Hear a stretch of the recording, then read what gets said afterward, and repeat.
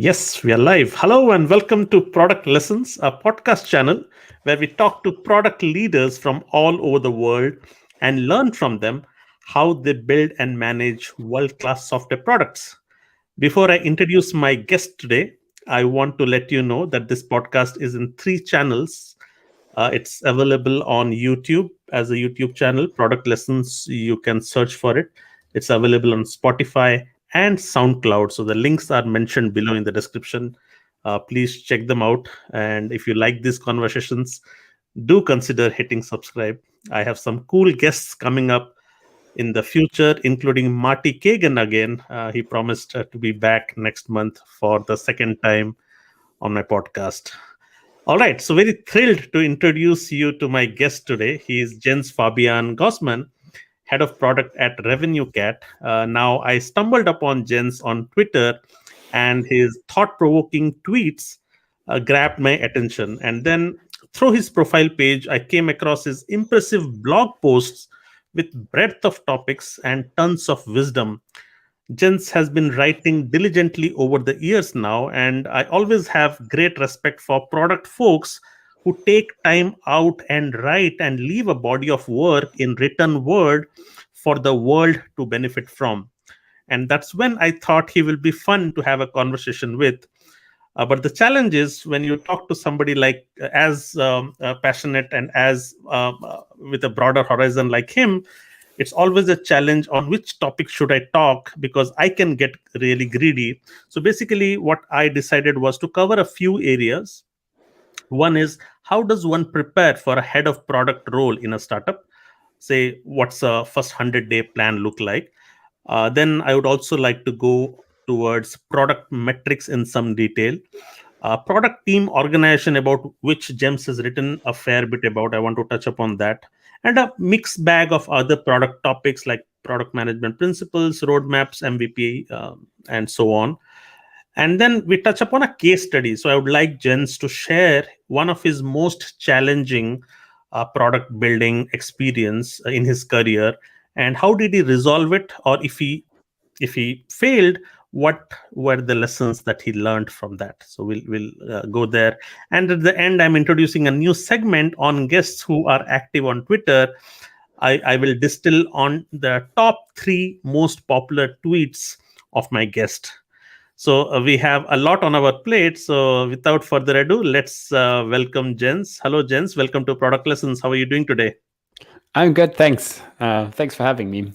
And I mean, of course, like you already introduced me a bit, but yeah, like happy to just start the conversation. Excellent. I have been waiting for this, Jens, and thank you. It's late in the evening. Thank you for being flexible, and I can't wait to dig into these topics. So let's begin. So you are a leading product for a product called RevenueCAT. Why don't you tell us what is RevenueCAT and a bit about the organization? Cool. Yeah, RevenueCAT we're a startup. We're about 40 people in total now. I think we built a product that makes it easy for app developers to manage their subscriptions, specifically in mobile apps. So it's kind of a complex product because it has several different parts. It has an SDK that people embed in their mobile apps to basically manage the subscription from the app. It has a backend that manages subscriber status and integrates with various different party services, as well as the developer's own backend. And then also has a dashboard with various kinds of charts and analyses, that you can basically use to manage your subscription business. So that's kind of the product, and I've been at RevenueCAT for about 3 months now. So I'm still within those first 100 days that you mentioned. There's definitely lots to talk about there. Excellent. So what stage of the company is now? So we're a Series B startup. Raised the Series B sometime last year. Oh no, actually, I think earlier this year. And yeah, I mean, we definitely have kind of strong product market fit. There's a strong revenue growth and so on. So it's definitely kind of post product market fit.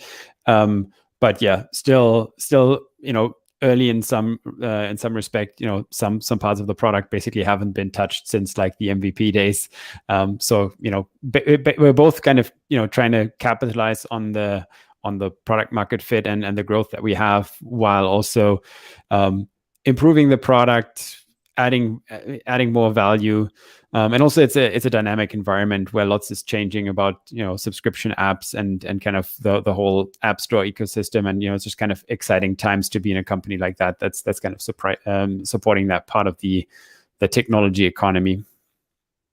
So I'm sure somebody with your experience puts in a lot of thought before deciding to work in a startup. So what are some criterion for you to decide whether or not to join a startup? What do you look for before taking up plunge into joining them? Yeah, so I mean, I think there's definitely several different factors that I would consider, and I think I've also perhaps learned a little bit there over time. I mean, I think for me, actually, one of the things that is important to me personally is my own interest in the space.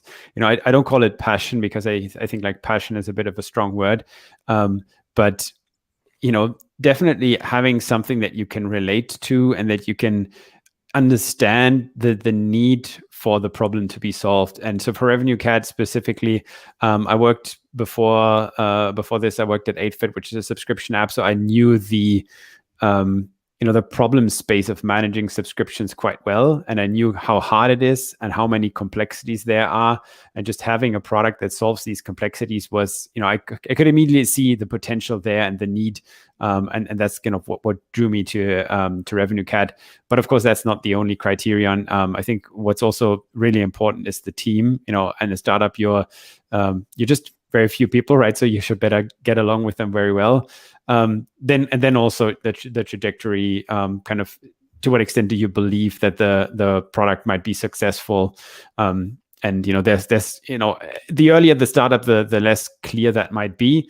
But then you should at least have some kind of strong indication that that this is something, that this is a problem that the world wants to be solved in, essentially.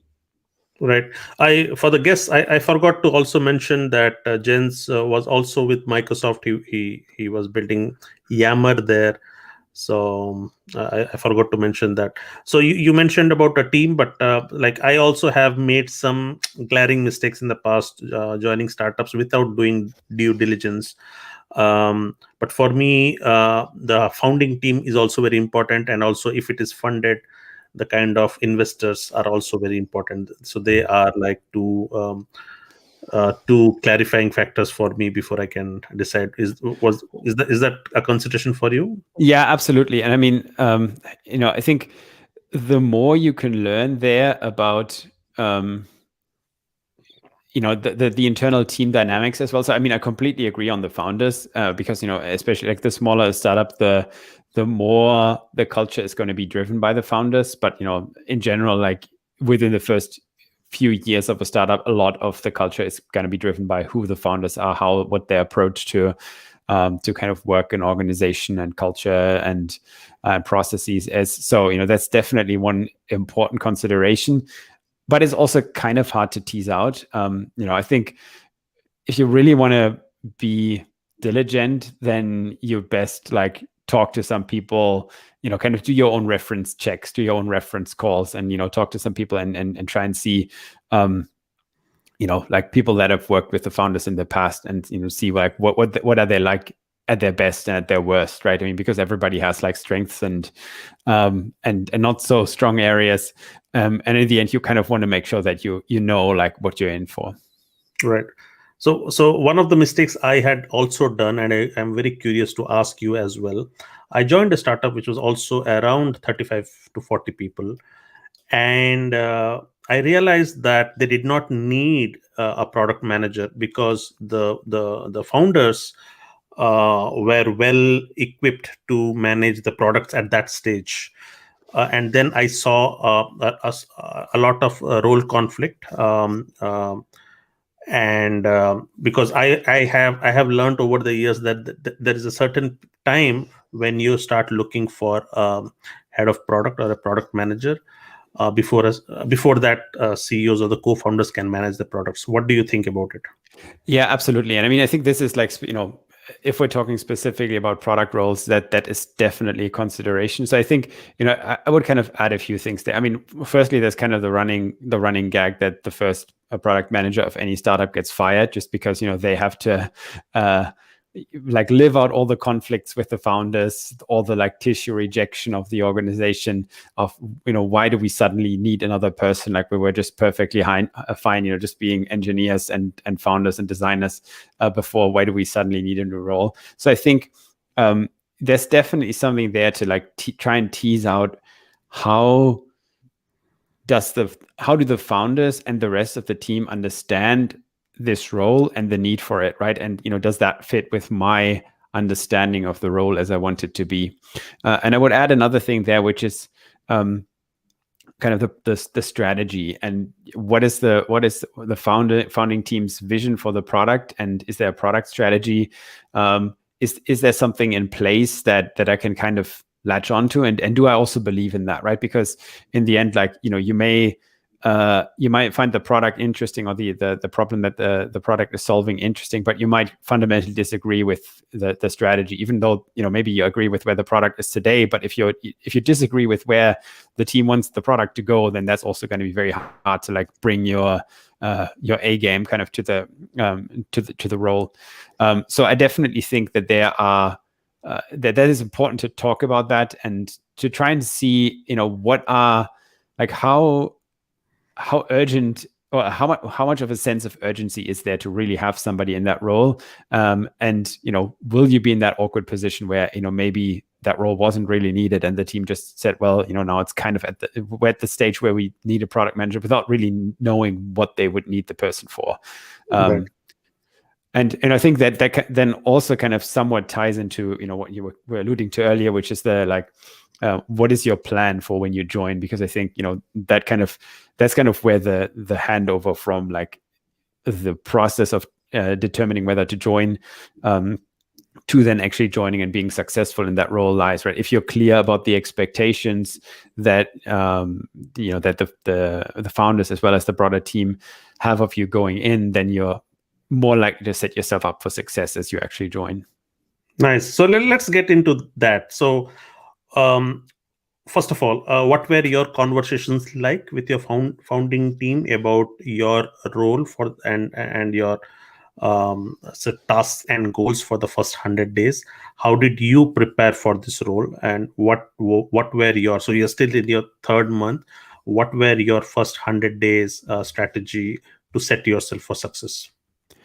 Yeah, so I think in terms of the conversations that we had before, there was a mix of things, between just kind of the general expectations for the role, and so what's kind of particular about my role right now is that given that we're such a small team, I'm kind of playing on all levels right now. So I'm doing individual PM work, setting up the product strategy, planning out the team, basically like doing everything from like the 10,000 foot view to the like microscopic, taking out the magnifying glass and looking at the insects kind of a perspective.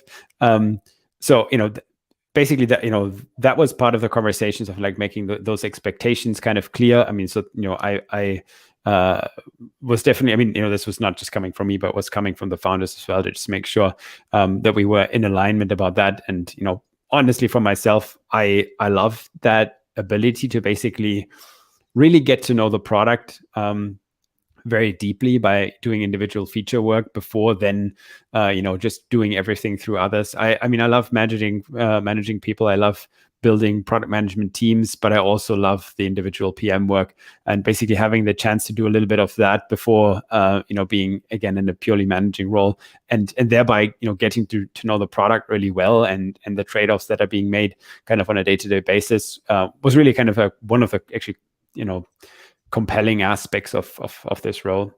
And so, that was definitely part of the conversation. Another part of the conversation was, as I mentioned before, kind of about strategy and vision and kind of trends and what determines that, and making clear that, as you mentioned, there's kind of a clear expectation for how does this role fit in the organization. and then kind of going more to the 100-day plan. I don't know that I had such a clear 100-day plan, but I did definitely have kind of a few lists, a few things on my list to basically get done. So firstly, I think the one of the most important aspects is getting to know the people, and that means both your team as well as your stakeholders. I mean, in a startup, it's pretty easy, right? Because basically, I wanted to get to know everybody as much as possible. I actually, one of the things that I did is I kind of looked at the org chart or the list of people and said, okay, how do I make sure that I try and talk to everybody within the first few months, right? Of course, like if you're joining a larger organization, that might not be possible. If there's hundreds of people, you probably don't have to talk to everybody, but then you should still, talk to everybody on the team as well as the most important stakeholders. And I think there for stakeholders, it's kind of important to understand their agenda and their perspective. And for people on the team, I think the most important thing to me is understanding their motivation and what drives them, what are their goals, what are their objectives. Because I think for me as a product leader, one of the most important things that I can do to make the product a success and the team a success is making the individuals successful and making them able to achieve their goals. And for that, you kind of have to understand their goals, right? And I mean, like when I say goals, I don't mean like very specifically, I want to be a senior PM in 3 years or whatever. I mean, many people don't have such clear goals, but many people will have ambitions and ideas for, what are the strengths that I want to develop? What are the things that I, will see as success or failure? So, there's a few questions there that I like to ask people on my team. In 3 years' time, if you look back, what would have made this role a successful one, or what would have made you feel that you failed in that role, and then try to work towards that. So that's kind of the first big one. The second one is of course understanding the product itself, and I think there it depends a little bit of how familiar you are with the product, how much work that is. For me, I was definitely quite familiar with the problem space, but I still needed to learn the ins and outs of the product. And also, even if you are familiar with the product, the problem space itself, you always still need to be careful to not mistake yourself for the only user persona, right? So, therefore, I mean, it was definitely one of the things that was part of my 100-day plan was to talk to as many customers as I can. And I've made it a habit to talk to customers every week if possible. Nice. And I kind of feel like it's a failure if there's a week that I don't talk to any customers. And in the beginning, this was pretty. I basically just used lots of the features that were either like in development or where we had plans, where on the roadmap there were plans to iterate on them, and just use that as an excuse to just reach out to customers and say, hey, we're looking at this feature and how to develop it further, and we'd love to make it better for customers like you. Would you mind booking half an hour with me? And that just gives you I personally think there's just nothing that kind of crushes your dreams and like destroys your like misconceptions like talking to customers. It's so easy to basically just get stuck in your own world and your own perspective of things, but just talking to customers and seeing that some of the assumptions that you had come up with in like just in theory just don't hold. So therefore I think it just is so important to just continuously talk to customers. So that was another part of my 100-day plan without basically like clear milestones. Other than that, I did want to make this a habit. Then also understanding the strategy and roadmap. This kind of is linked to the product, but it's more about not so much about like what do we have today, but where do we want to take this, and then ideally start influencing this. And of course, there it's a bit of a difference whether you're joining a big established company or a small one. In the small one, there's typically kind of more degrees of freedom on that. And lastly, understanding the processes and structures and also start improving them. So I think those are the most important aspects there. And I think for me, part of the plan wasn't so much coming in with exactly what I wanted to do in all of those areas, but more that these are the important areas to address, and kind of starting by getting a lay of the land and then seeing where are things where I can make a difference quickly, and where are the things that need to be, that have kind of more immediate room and need for improvement, and what are the things that can maybe kind of be left alone for the time being, and then kind of more slowly and gradually be improved. In general, I'm not a fan of coming in with like a big plan and a big vision for how everything needs to be different, but rather I want to learn, what's happening today, what's working, what isn't working, and then basically, apply what I've learned in the past, and to try and improve things gradually. I mean, some things there might be, big changes might be required, but in general, it's kind of hard to come in from the outside and say, hey, here's these 5 big changes that need to be made. I think for that, you kind of have to establish trust first, and trust is best built by delivering small successes, I find, rather than trying to have the master plan and implement that. That's amazing. I mean, your words sound like music to me. I mean, you touched upon so many important aspects so eloquently. So I mean, let's reiterate. So you said when you join a new organization as a head of product, you don't upset the apple cart because you might see 100 things to improve. You don't go and start improving everything. You pick your battles, the ones that are high impact and the ones that move the needle, instead of trying to upset the apple cart. And then you said before you start making these changes, because you are new, you are like an amputated, not amputated, you are like a new organ that is implanted into this organization. So there is lack of trust, or not lack of trust, but trust is neutral, right? So you have not added trust. You have to do all the hard work. But you say that I have always found this very difficult. How do you gather trust and fast? So what you are saying is identify quick wins and deliver them on time. That's how people are going to trust you, instead of coming up with long plans and strategies. So that's amazing. Exactly. And I think that's why it's so important to just for the first few weeks, just talk to lots of people and see what are the issues that keep coming up again and again, and then see, are there very simple things that we can do there that will seem straightforward, but sometimes, you as the person coming in has also the ability and the mandate to just kind of ask maybe what sounds like stupid questions, but that are maybe the obvious questions, like the elephants in the room, right? So maybe sometimes addressing some of those elephants in the room, and just proposing really simple solutions, can really help there.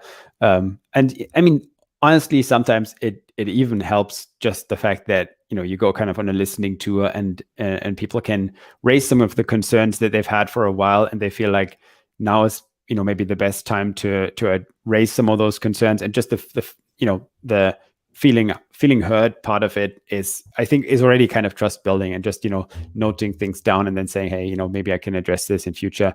So I think that's, there is a combination of those things. And of course, you'll see, where are maybe the pockets of the organization that are more open to this new role or whatever, and where might be the pockets of the organization that are less open. And then you can also kind of take that into account in your kind of trust building plan, I guess. But yeah, in general, I think talking is definitely one of the aspects that's going to help build trust, but the other one is just kind of delivering on small improvements. And I mean, I agree with what you said in terms of, picking your battles and focusing on those things that matter. But sometimes it's small things that only matter a little bit, but that have easy solutions that might be actually the ones to address first, just because, you just build a reputation for making a difference, and really improving the way that you work together, improving the product, improving processes. Got it. Because a PM role, but as an individual contributor, usually you can, when you join a new organization, you can go full throttle, full steam, with all your energy and try to make impact. But when you're a head of product, maybe you have a team, and I'll come to you whether you have a team or not, or are you a single person army.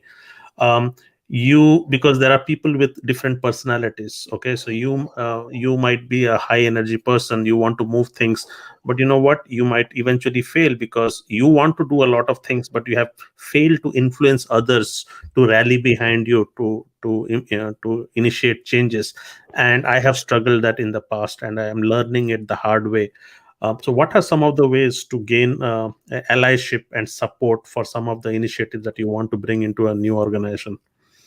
Yeah. So, I mean, again, I think that kind of comes, I mean, firstly, I wanted to add one aspect there, if I may. I think if in a head of product role, what is particularly, what makes it particularly hard to just kind of come in guns blazing is, in the end, you're only getting everything done through like people and processes and so on. And processes are only as good as the adherence to those processes, right? Like if you come in and say, hey, we're going to change everything, like we're going to change the way that we structure specs, we're going to change the way that we run our discovery and delivery processes, and you go in and say bam bam bam bam, this is how we're going to do things, and people don't understand why, and people don't see the need for change, they're just not going to follow that with great enthusiasm, and then it's just going to fail because of that, right? I mean, even if people just tick the boxes, they're not going to live the new processes or live the way that you think the product organization should run. That's why it's, I think, particularly important in a head of role that you don't just come in guns blazing. It's kind of a change management effort. Everything you do is kind of a change management effort, and change management should always kind of start with understanding the status quo and the need for change and the impetus for change. So then kind of coming back to the question that you asked, which is how do you gain allies for the changes that you want to make? I mean, again, I think it comes back to understanding what are the problems, so like what are the pertinent problems, and what is the best way to solve them. And often, I find that the problems and the solutions are already there in the organization. They're just kind of unevenly distributed, I guess.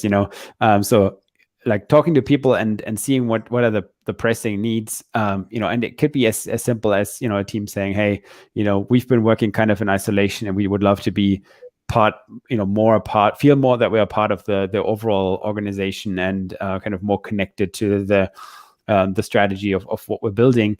And just already talking to them as the new head of product is probably going to give them the impression that, hey, somebody is finally listening to our concerns. And even if you then just make very small adjustments by just kind of regularly talking to that team or whatever it might be, that might already be kind of good enough as a first step, right? And the other thing there is, and that's kind of important to me, is that, I mean, for me, I don't really have a lot of predefined tools or frameworks or ways of working that I think must be followed.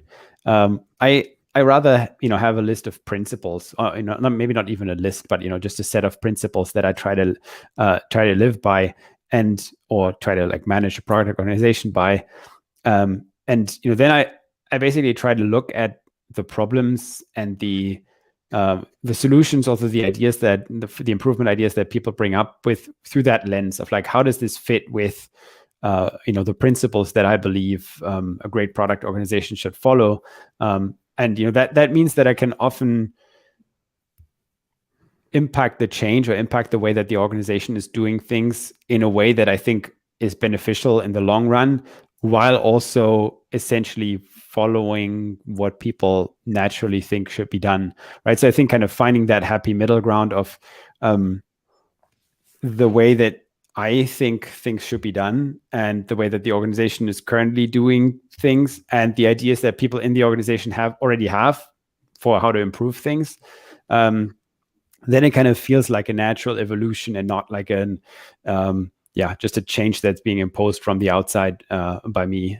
So that's kind of there my approach, and not trying to, I think upset the apple cart is what you said earlier, and I don't know if it's that really. I mean, sometimes the apple cart maybe needs to be upset if there's Yeah. something Yeah. where things are glaringly wrong, and you're the only one who notices because you've been kind of brought in from the outside and maybe don't have the blinders on just yet. But even then, I think what you need to do is you need to basically make people understand, right? Not just kind of point at the thing that's wrong and say that's wrong, but rather bring people along for the ride. So I think, basically instilling the common understanding of what the problem is. I think that's kind of the first step in any change management effort. And, if you're brought in as a new leader, as a new product leader, and you want to change things, and chances are you will want to, then basically making clear that everybody understands what the problems are with the way that things are being done today is definitely the first step. Got it. How do you, and this also, I always think about, how do you measure the temperature of how you are being perceived as the time ticks? Okay, say, do you, I mean, is there a pressure to be likable? And so I usually think on these terms, because I feel that, what, no matter how good you are, how good a subject matter expert you are, your ability to influence people needs a certain kind of personality that others start liking you. Okay, I mean, so how do you, do you ever think about it, or you don't have to think about it, there are ways where anybody can fit into influencing people? Yeah, I mean, I think it's probably a combination. I definitely think there's not the one profile of person who can effectively lead or effectively influence. And I think one thing that's kind of a common thread in product management is kind of this leadership without authority, right? Like whether you're an individual product manager or a product leader, you're often not in a position to tell others what to do. And I mean, I think one of the principles that I follow is that in general that is not a way to build good products anyway. So it's kind of good that that's something that you kind of grow up learning. But I don't think that there are particular character traits that you need to have. I mean, I think there's definitely you definitely need to be willing to interact with people, right? And you need to be willing to interact with people a lot.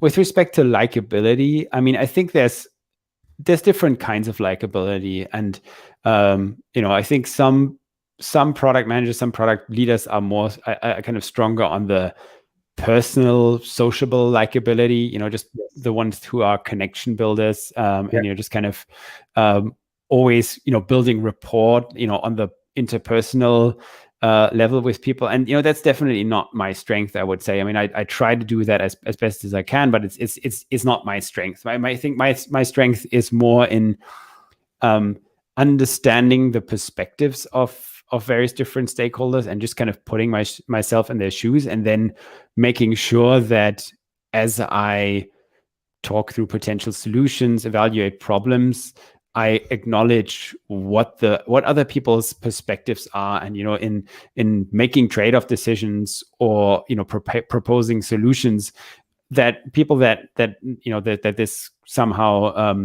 affects feel that their perspective has been taken into account. And I think that to me is probably the way that I'm the way that I think that I'm building kind of that likability, is by just making sure that people see that I've heard and listened to them, and seen things from their perspective, and that once they've talked to me, they can they can rest assured that things are not going to get lost. Their perspective is not going to get lost. And of course, you can never make decisions that please everyone, but then at least make it clear that you understood what the concern was, and I mean, and at least try as best as you can to find good compromises, make good trade-off evaluations. So I think that's that I think is maybe kind of my way of going about this, and there are other ways as well, right? But I think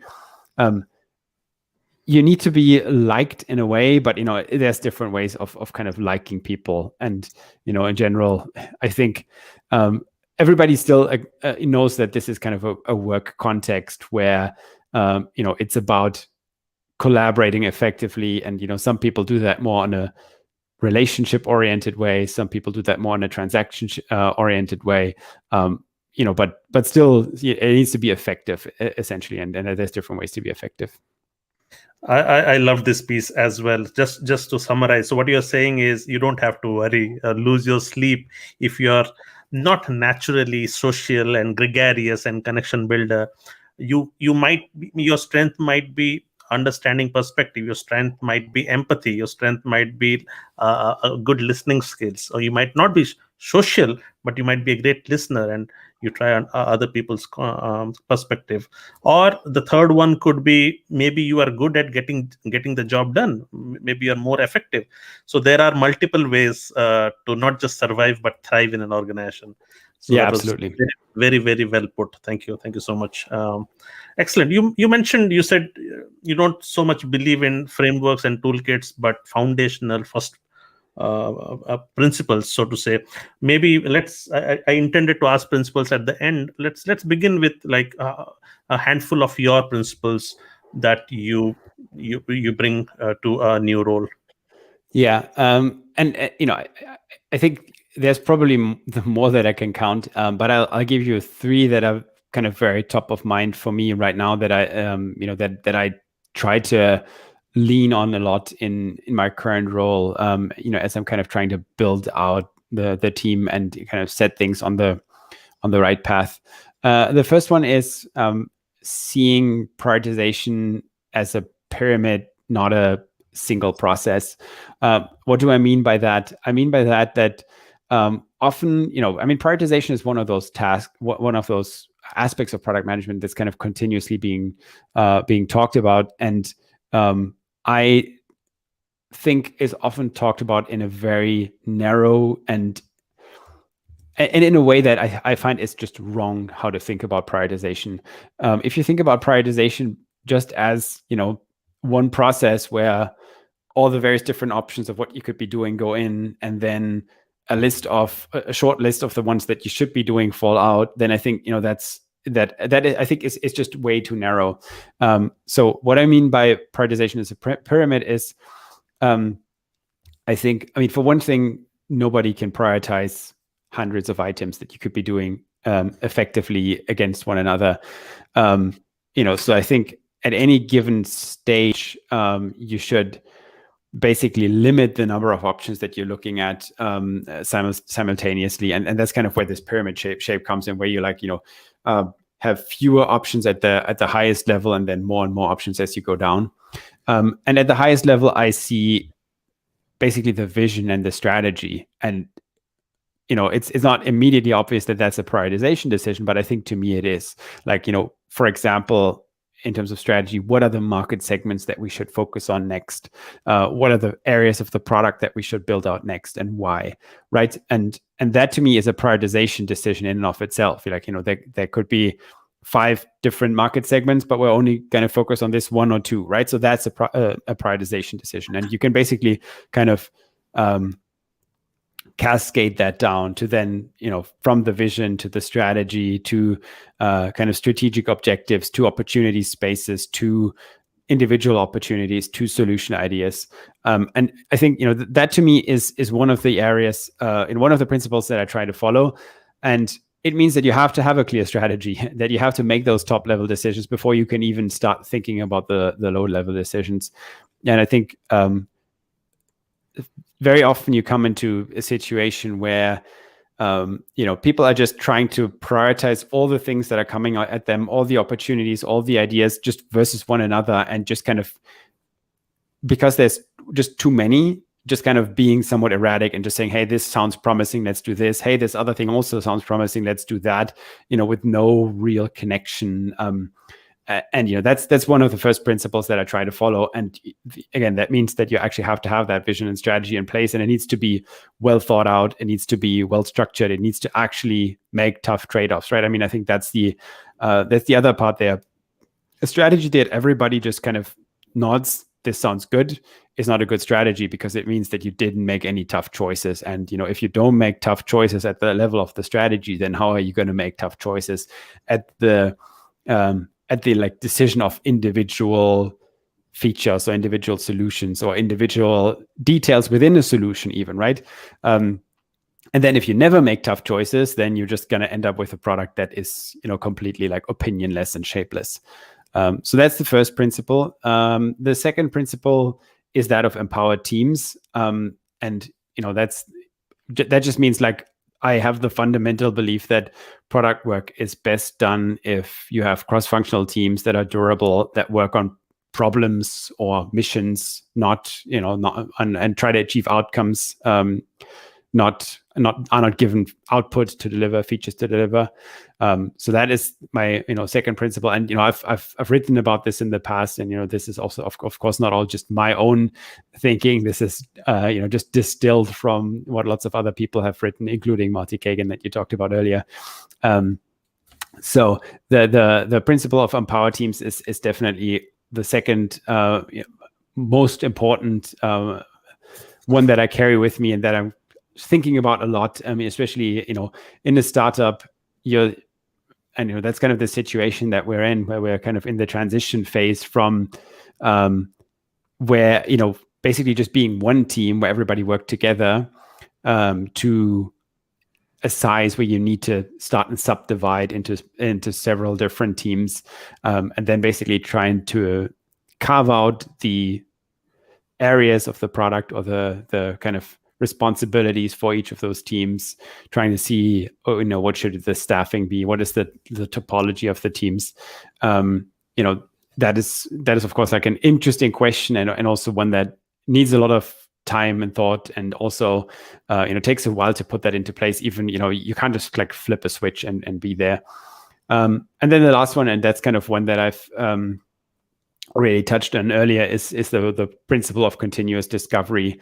Just kind of continuously talking to customers, continuously mapping out your assumptions, challenging your assumptions, continuously learning, and not just kind of stopping once you feel like you're done with something, but just kind of keeping that train rolling. Just so that you continuously learn and that you continuously have the opportunity to further validate your assumptions. I think those are like some of the highest level principles, and there's certainly more that I try and follow, but these are the ones that are very much top of mind for me right now. Excellent. Yeah, they are very sound, solid, foundational, continuous discovery. I had Teresa Torres on my channel as well. She came up with a book, Continuous Discovery Habits, which again became very popular. I'm still reading. It's a great read. I read that too, and I think it's definitely super actionable in terms of just putting those habits into practice. So so not a very clean segue, but this is something that I usually struggle with, especially in startups where there are a lot of passionate people with strong opinions, and you want people with strong opinions. Otherwise, what's the point of having a team? How do you drive consensus on a topic which has people have different opinions? Say, for example, you come together and you're doing these workshops or discussions on how to set up a team, okay, because you feel that you're scaling and you need a new structure, but your engineering manager has a different view. He has a more architectural structure in his mind. You want teams to be structured based on use cases, problems, or customer segments and stuff like that. Someone else has something else. I'm just giving you an example, hypothetical. Do you have some frameworks to drive consensus without resulting in heartburn or anything of these negative energies? Maybe, yeah. So how do you drive consensus in a startup with very passionate people? Yeah, it's a good question, and I mean, I don't know that I have the perfect answer there for you, because I think it very much depends on the problem and the people that are involved and the exact disagreements.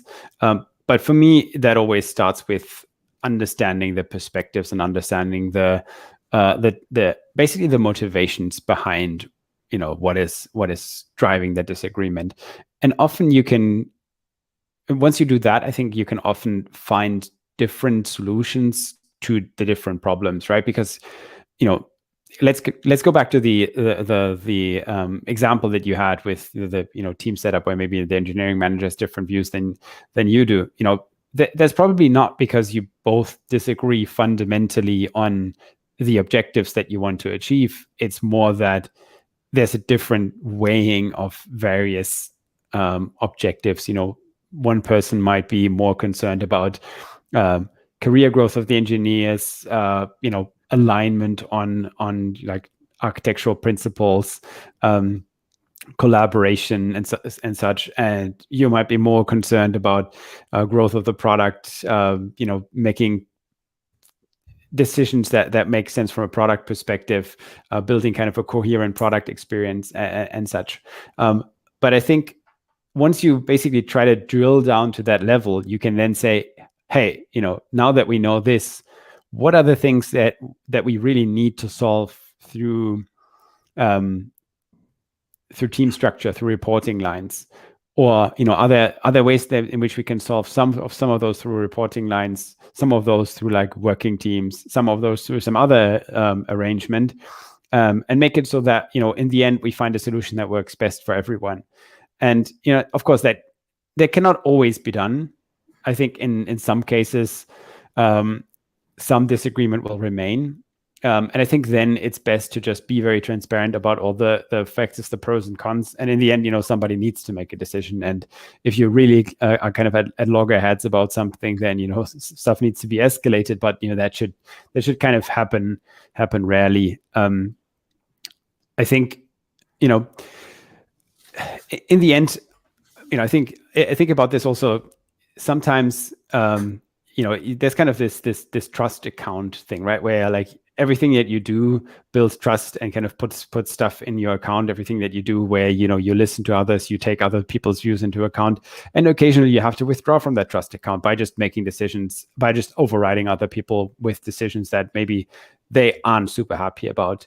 And, if you are in the position that you can actually make that decision, I think it depends. With this org structure question, it's kind of hard because, that's probably, you cannot, nobody can make that call unilaterally.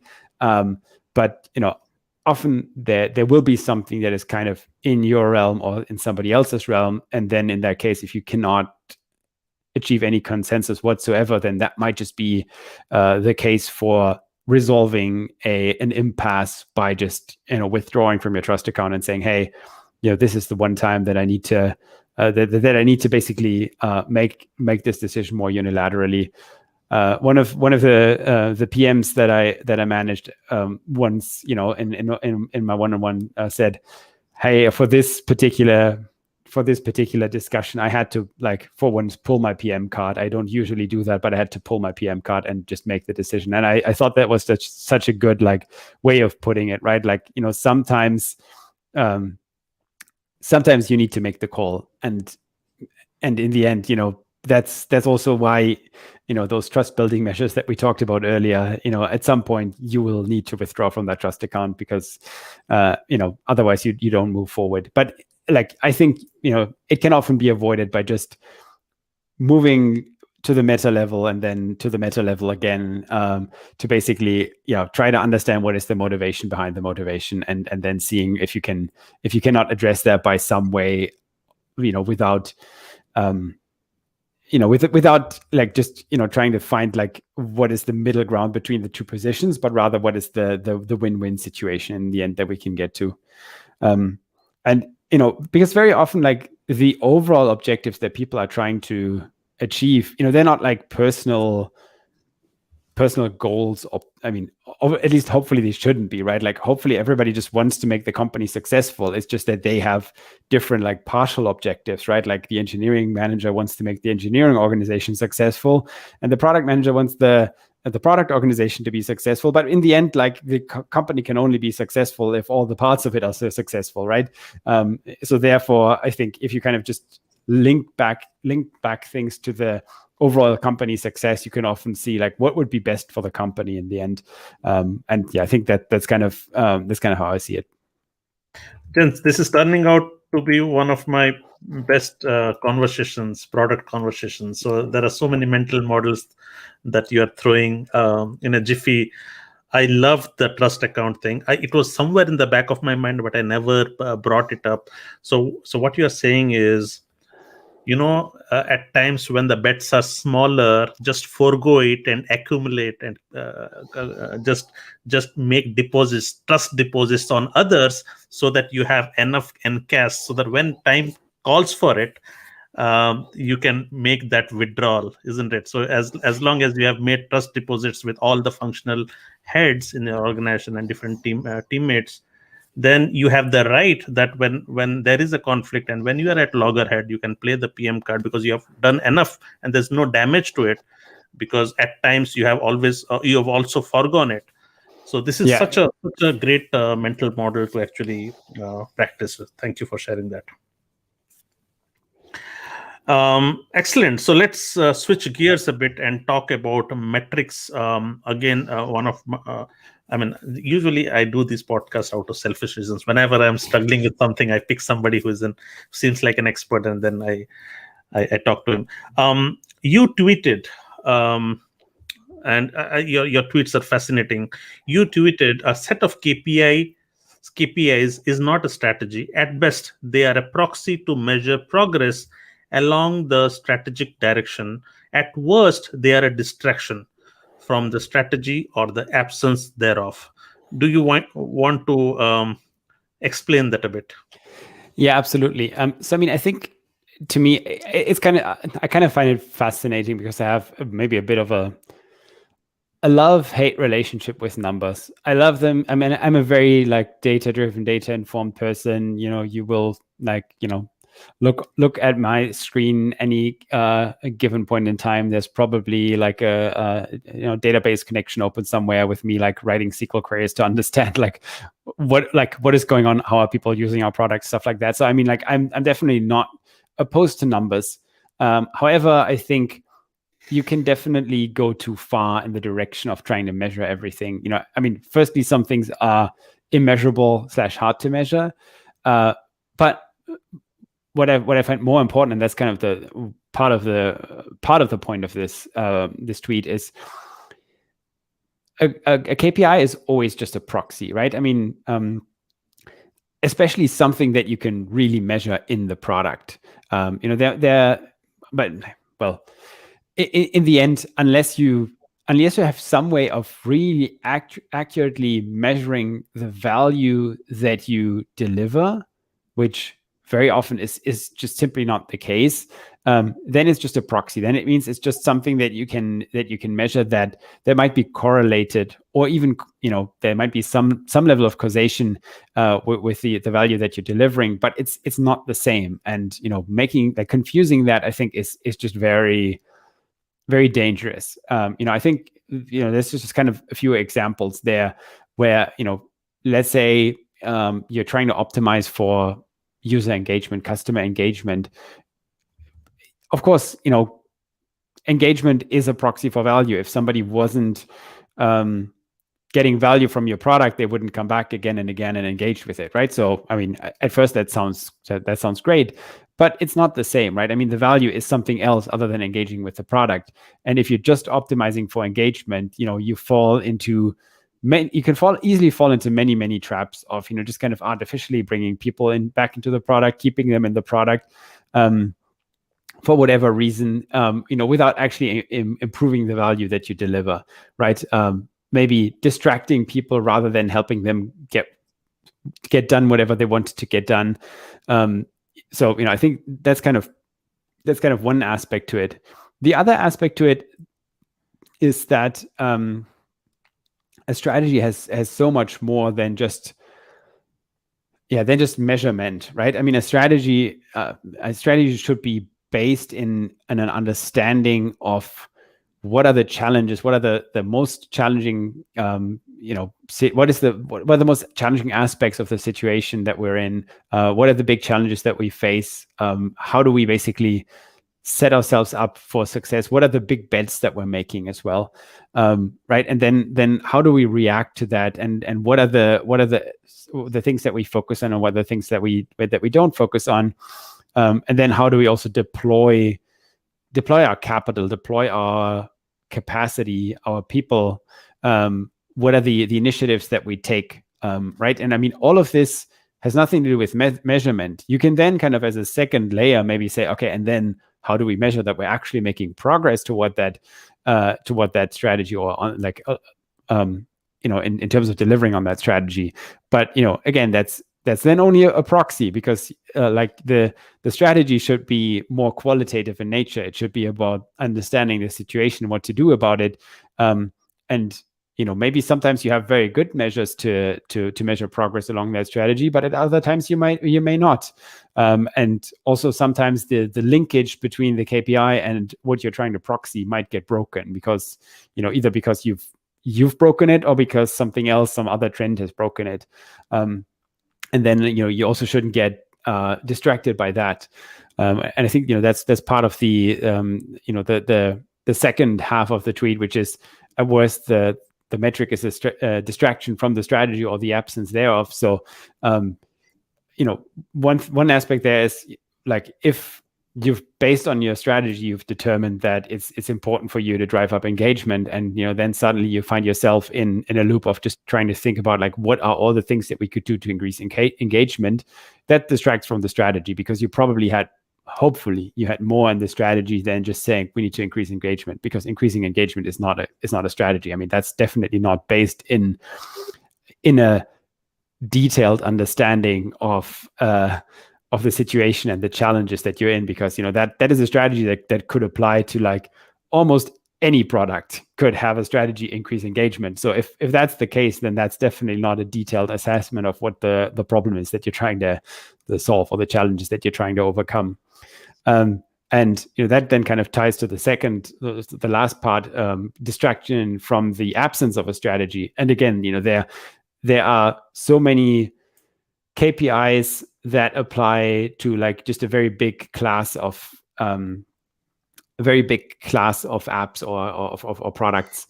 Again, like, for example, engagement is going to apply to a whole host of different apps that should have very different strategies. And if all you're doing is trying to improve engagement, then you're not actually measuring whether you're doing anything that's strategic for that product. So yeah, that's a little bit kind of the summary, and also maybe already kind of going into a little bit of, like, what should be done instead. Yes, what should be done instead? What is the way out? A strategy needs to be translated into something concrete, and KPIs come like they come out as rescue for translating strategy into action. So yeah, maybe what's the way out? Yeah, and again, like, that's where I think, like, KPIs and measurement are definitely play their part, but I think to me that's like several layers down. So I think at first you need this kind of strategic insight, the honest assessment of the strategic situation that you're in. Then next, basically the plan of action, like the tough decisions on what should be done and what shouldn't be done. And that's going back to the prioritization pyramid that I mentioned earlier. These are like the top levels of the pyramid, where you say, hey, based on this assessment of the situation that we're in, of this challenges that we're facing, we could go in one of X different directions.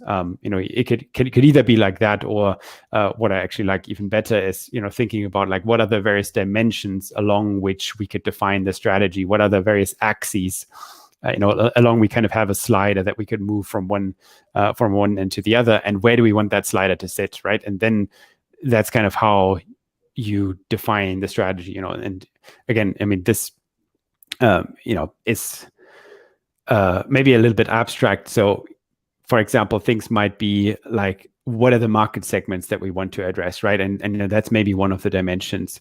Like, should we focus on SMBs or enterprise customers? stuff like that. Should we build out this particular feature of the product, or this particular area of the product, or this particular other area of the product?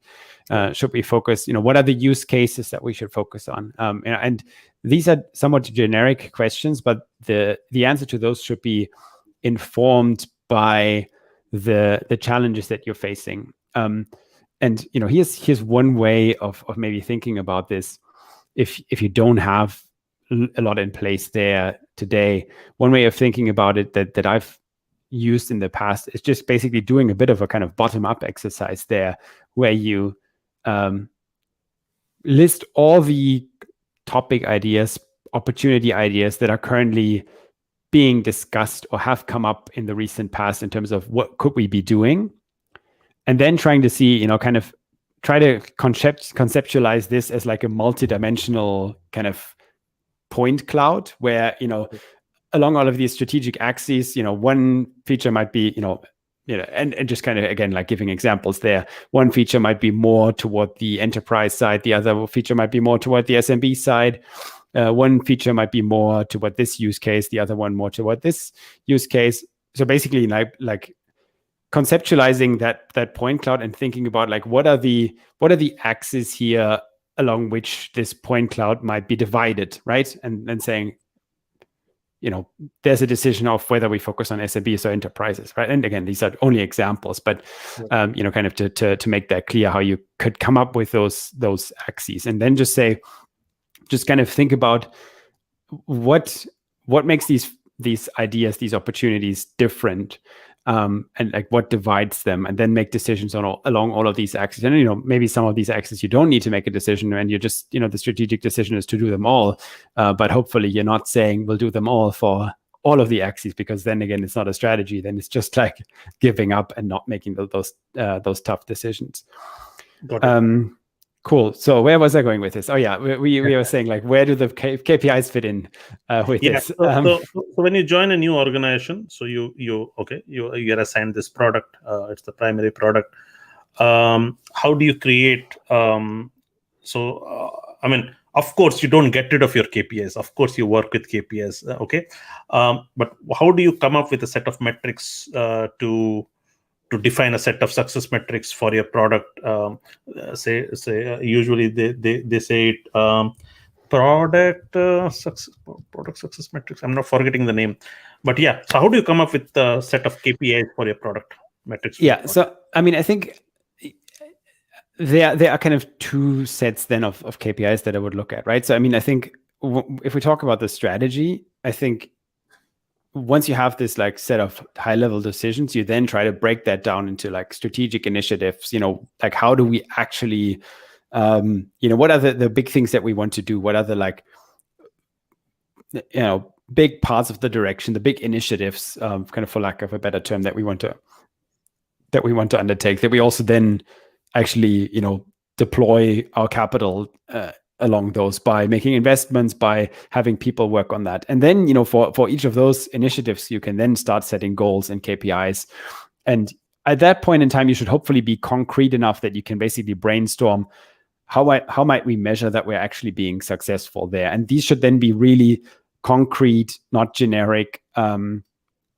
Because then once you've kind of broken down the strategy a couple of layers, essentially, the individual initiatives should be so concrete that they can have more specific KPIs than just like engagement or whatever. So I think that's kind of one half. The other half, I think, should be more like you definitely do want to basically have an overall like health check, and I think that's probably based on kind of a mix of things that are generic, like usage, adoption, just some kind of funnel metrics for activation, for like key parts of the product. How do new users basically enter the product and move through the various lifecycle stages, as well as probably just things like revenue or things that are correlated with revenue. It really depends on the business model, but there are of course like let's say industry standard metrics, like, if you like, you're probably going to look at daily active users or weekly active users or something like that if you have some product that you expect people to use on a regular basis, right? But again, it kind of depends a little bit. Let's say for RevenueCAT, for example, like we have several metrics that aren't standard because just the product is different, right? Like, you can get value out of RevenueCAT if you never log in, because you're just basically using it in your app, and then maybe we send events to you from our backend, and you might never log in, but you're still getting a ton of value if we just basically help you make money, right? So there's, of course, for us, for example, we obviously track how many apps are actively using us, how much revenue are we tracking, how much money are apps that use RevenueCAT making. So those are kind of more specific numbers that we're tracking, but they are not the strategic numbers, right? They're more just kind of to measure our overall growth trajectory. So, in the end, and they are also hard to directly influence, right? I mean, so they are not something that we measure any individual product or project success by. They are more like to make sure that the overall health of the business and of the product is kind of right and developing in the right direction. Right. So do you do you believe in North Star metrics, or do you believe in a constellation of metrics? Because I have struggled with coming up with North Star metrics, because I felt, what, this is not something that is going to work every time. So what has been your view on that? So I'm just sharing my screen here. So this is, I think this comes from Amplitude. So they talk about focus metrics, which is, okay, the primary metric, usually a North Star metric, and then what are the level 1 metrics that complements or supports achieving the focus metric, and then there are level 2 metrics. So do you have a framework or something like this? Yeah, I mean, I think I wrote an article about this at some point, saying, does your product need a North Star metric? And I think my takeaway is basically no. I mean, like, I think while I like being metrics driven and, well, not maybe metrics driven, but metrics informed, data informed, I don't think that I want to have that at all levels necessarily. And I don't think I need that at all levels. I rather think it's better to have, I mean, while it's good to have, even at the highest level, some general health metrics, I don't think the overall strategy, or whether you're making progress on that strategy, necessarily needs to have a single number associated with it. I think because it's more qualitative in nature anyway. And again, that's kind of what the tweet was about that started this discussion, I guess, is it's in any case only a proxy, right? So, and if you start I think that to me is one of the biggest issues with using a single North Star metric, is that you can start confusing that metric for your strategy, and it's not. I mean, the strategy should be more nuanced than any single number can ever encapsulate. So let me. So I have tried to understand that. I have actually spent a lot of time trying to understand that. So, for example, Airbnb's North Star metric, and I'm not saying every team has to contribute to that North Star metric. Airbnb's North Star metric is number of beds occupied per night, okay, or usually in hospitality and hotel industry. This is the metric, but eventually that is the unit economics they are playing in. All right, that is where the entire organization is driving revenues and unit economics, as I said. Of course, there are going to be teams which are not be able to contribute to that, but usually the argument that North Star metrics champions usually make is, it just brings alignment, because everybody knows what success looks like. I of course understand that success might not be as simple as one number. There are multiple layers for it, but how do you translate if you do not have a set of KPIs, and you say that it's more qualitative, but what's tangible? How do you measure? Usually they talk about product scorecard, health of a product, and stuff like that. How do you do that? Yeah, I mean, I think to me, it's about like just basically acknowledging the complexity, rather than just kind of trying to hide it away behind one number. And I think, like, to me, the part of it is trying to make it really clear what the strategy is, just repeating it over and over again, and then using that to link people to basically the strategy and the mission. I mean, in the end, I would also argue that people are more motivated by making a difference in the world and basically making the customers' lives better and kind of delivering benefits to customers than they are by improving a number. I mean, I think like even the most number driven people, I mean, numbers are good for basically gaming them, or like basically trying to see like, is there something that we can tweak to to like make this number inch up a little bit higher. And I think there are parts of the product or parts of product organizations where that mindset actually, I think, works pretty well. Anything that's kind of optimization related. But I think I think that's like, just as a mindset, I don't think that's the best mindset for a product organization to have. And again, look, I mean, I'm not saying that in some contexts this might be a good way to organize, but personally, I've struggled to find the number. I mean, I can kind of relate to what you said. I struggled to find the one number that I think kind of encapsulates everything without me not also thinking about like all the risks that brings with it. And of course, there are ways to like account for that, having stuff like counter metrics and stuff like that. But I personally would say, hey, let's first start with a qualitative, and let's see how things link together on a qualitative nature, in terms of just what like the benefits that we're trying to bring, and not so much the numbers that we're trying to move. And then let's after that think about the numbers that we would pick that would best measure progress along that direction at the various levels. And I think that to me is maybe more the way to go, than just having that number at the top and driving that.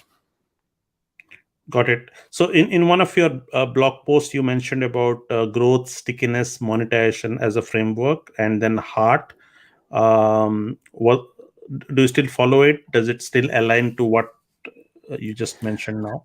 Yeah, so I mean, I think growth, stickiness, monetization, that was really mostly, I guess, a framework in terms of thinking about what are the main objectives of a feature, of a some kind of change that you're making. I think, and this was actually probably one of my first blog posts in like 2016 or whenever I might have written that. Yeah.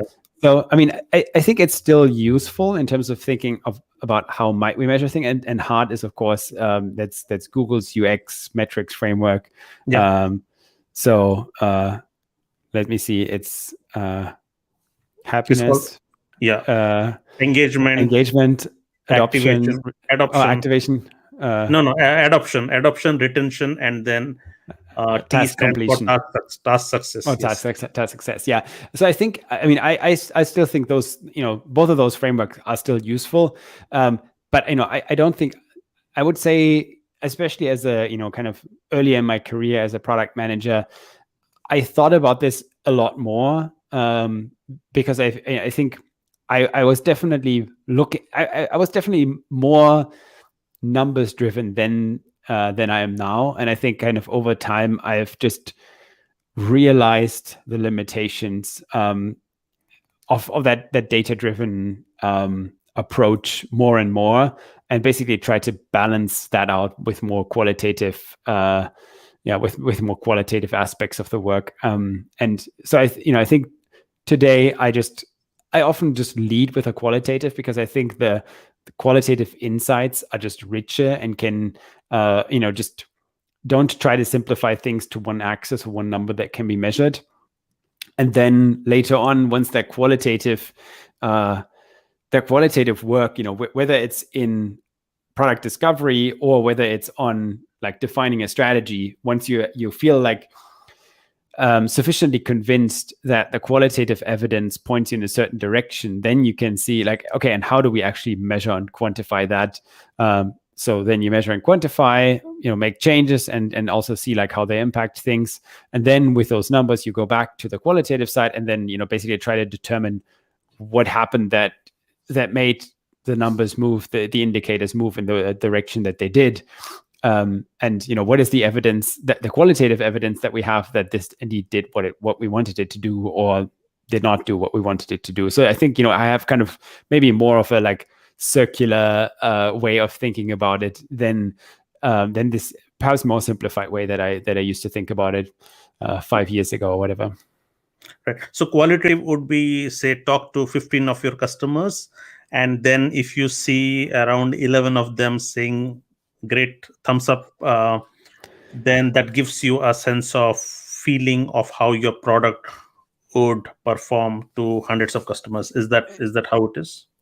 Yeah, I mean, I think that's maybe even a little bit simplified. So I think, ideally, you have like an iterative process anyway, right? In which, if you're kind of thinking about this continuous discovery framework, or this continuous discovery mindset, you're kind of continuously, and that's kind of one of my other pet peeves is the thinking of MVP as something that is like a once-off thing, where you say, hey, I'm basically trying to scope my MVP, and I don't think that's the right way of thinking about an MVP, because an MVP is just a tool to like validate your most critical assumption, and once you've validated your most critical assumption, another assumption becomes the most critical one, and then you can build the next MVP, right?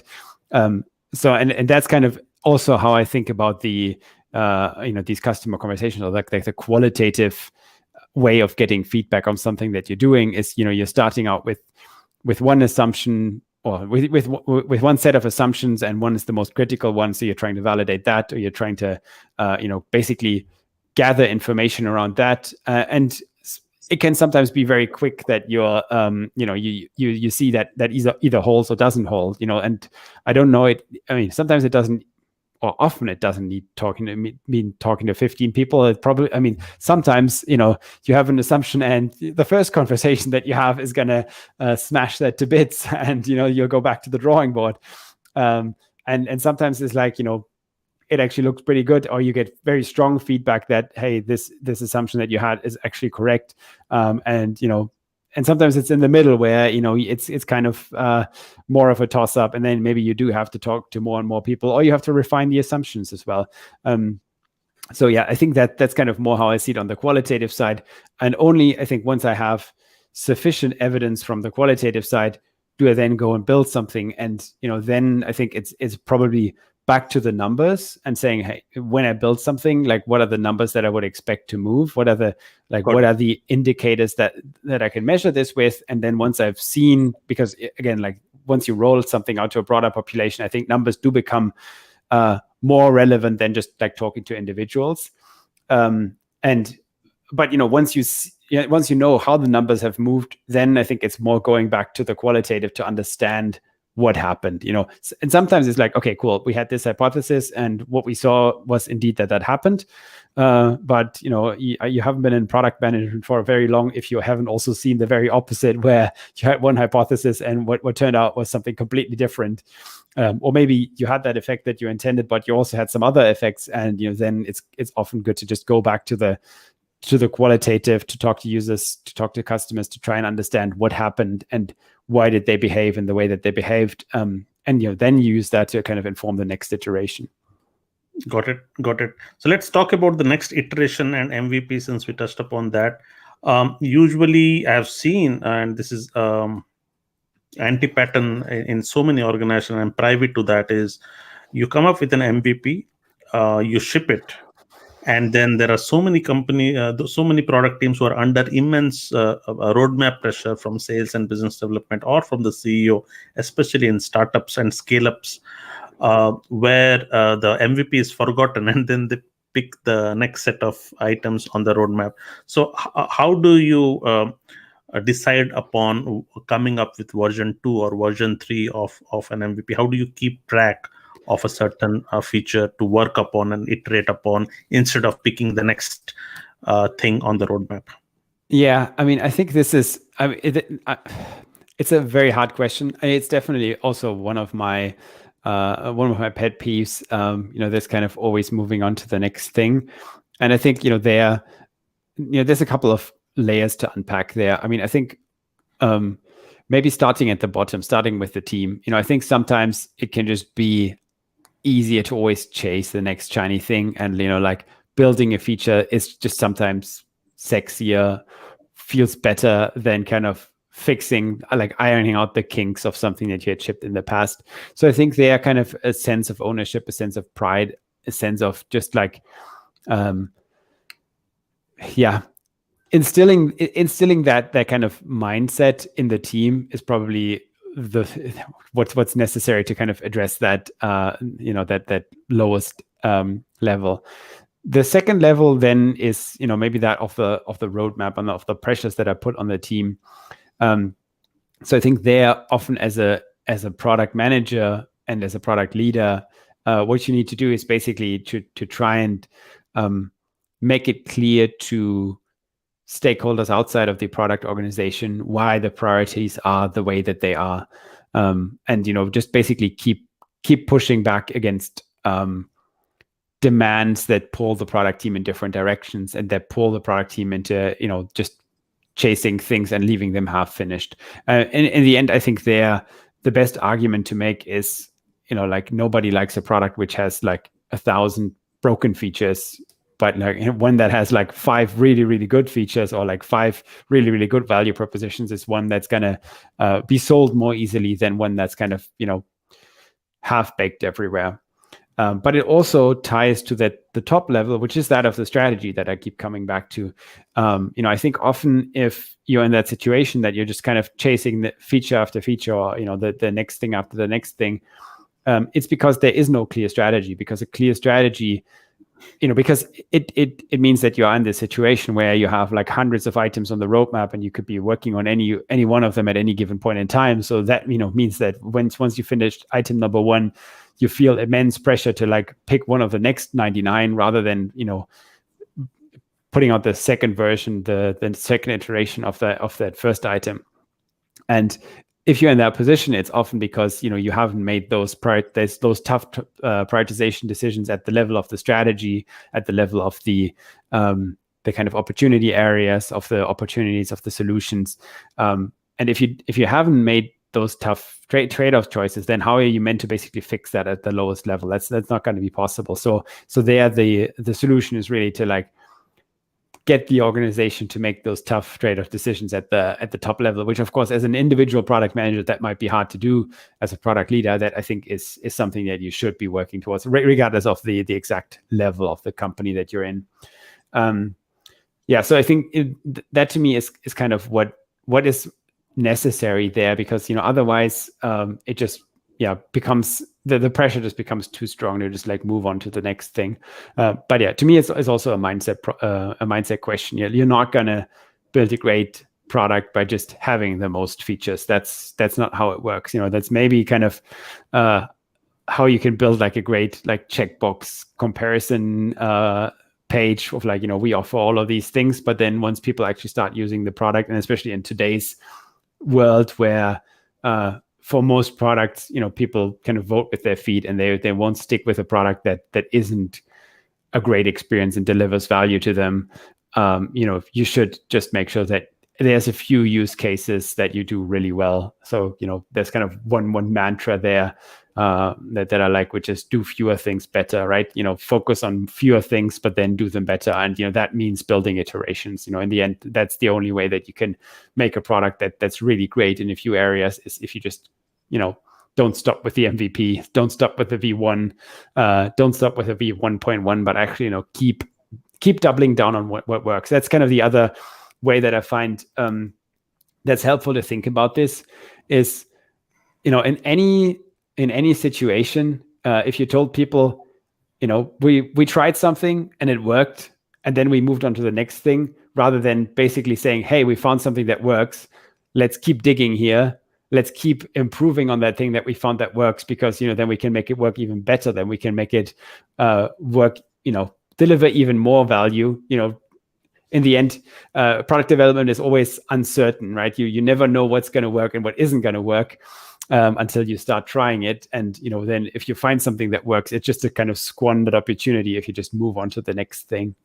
Right. So there's a trade-off. There is the other side of things, which is, when do you decide to stop working on a feature? Okay, because you can keep optimizing it. You can keep getting feedback from some customers saying that, you know what, hey, if you could add also this will make my life easier. But at some point of time, you have to draw curtains, you have to draw a line saying that no further optimization, because it's a long tail and it is not going to add a lot of massive value. So is there a rule of thumb saying that, you know what, we have done good, this is good enough, let's focus on the next thing? Yeah, I mean, I think that's an interesting question, and I wouldn't say that there's a rule of thumb there. I mean, I think, the example that you just mentioned of, like, basically, can you add another bell here? Can you add another whistle there? I mean, I think that's certainly something that you should reject, where basically the trade-off is one of, the added complexity that you introduce to the product versus the, like, marginal value that you deliver. And of course, that's hard to measure, but that's, I think, is, to me, that's basically the assessment that you should be making. But I think I don't know that I have, like, a really good decision criterion there. Yeah. It's more that, and it's okay if you do not have a decision criteria. I spoke to a senior product manager from Netflix, and he says that it's always a gray zone. It's always a call that you take. There's no definite line that you can draw. So he also struggled. He said that we also struggle. So we sometimes have to live with saying some of these customers that, hey, no, we cannot improve further, and that's how it is. Yeah, and I mean, I think, like, you should never discount just wanting to continuously improve. And I mean, I think, like, just that mindset of whether it's kind of improving your skills or improving the product, I think that should be something that you should kind of embody, and always look for ways in which things could be improved. But yeah, eventually you will just realize, like, naturally, we're probably, like, scraping the bottom of the barrel here. Like, the ideas that we come up with for further improving this, they're just gonna not deliver such great value for money, or, like, such great improvement for the effort that we put in. So then it's probably best to, like, move on to the next strategic focus area.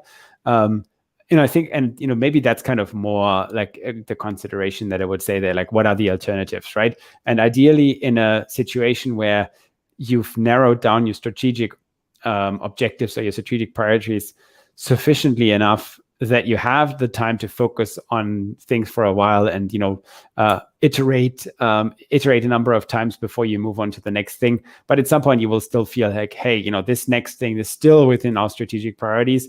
But by now, it just feels like we get the greater bang for our buck, but by, like, delivering the first iteration of that new thing than the nth iteration of this thing that we've been working on. Got it. Excellent. I'm also being mindful of the time here, and I had a big backlog of questions. I'm just picking my favorite ones, so let's go through them.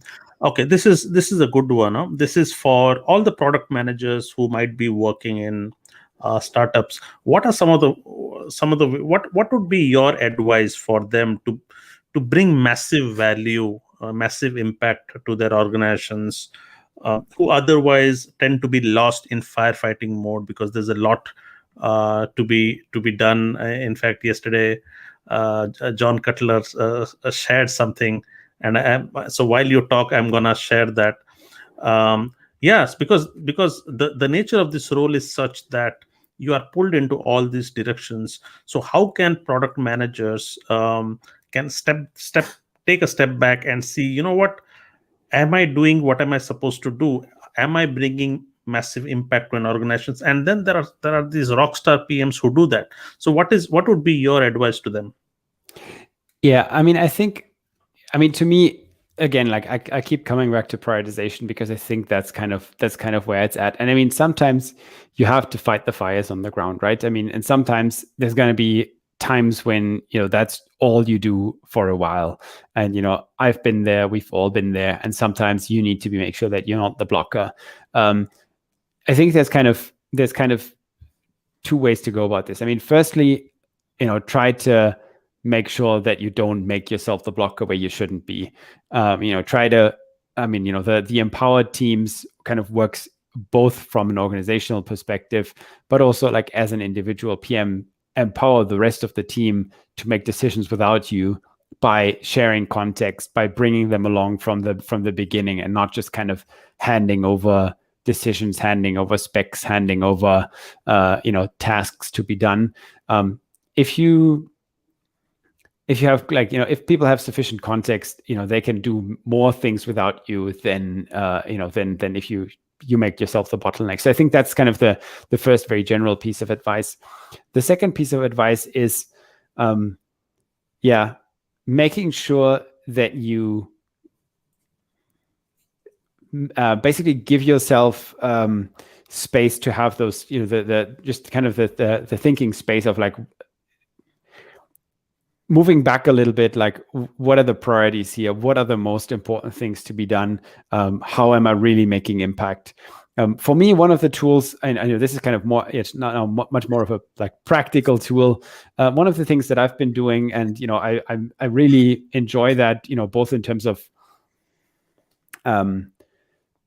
measuring my own progress and like focusing my own time, and also just in terms of like getting a good feeling of getting things done, is I have, I wouldn't say that I'm super organized and planned out in everything that I do, but what I do is every week on Friday I summarize my top 3 to 5 achievements that this week, and my top 3 to 5 focus areas for next week. Like, what are the top 3 to 5 things that I want to get done next week? And sometimes they are focused on like 2 topics or whatever, and sometimes they, I have 5 things that I want to get done, and they're all completely unrelated to each other, but just because I have a lot of things on my plate.